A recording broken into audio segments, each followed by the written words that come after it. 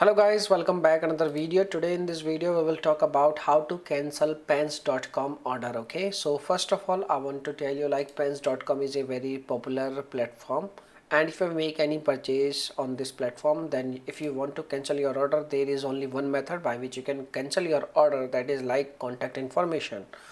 So basically you need to contact with the customer support team related to order cancellation, and then after that you can cancel your order. There is no other way. Okay, so how you can get the contact information? So basically you need to visit on their official website, and on the official website when you visit, there is a page like contact us page. I will provide you link in our video description box. You can go over there and you can check out their contact information is available on their website. Okay, and on the top side of the website you can also see the contact information is available, and you can get in touch with the customer support team very easily. Okay, so this is the information. Now if you have any questions, you can make a comment. I will reply very soon, and thanks for watching this video. Bye bye, take care, be safe, be secure.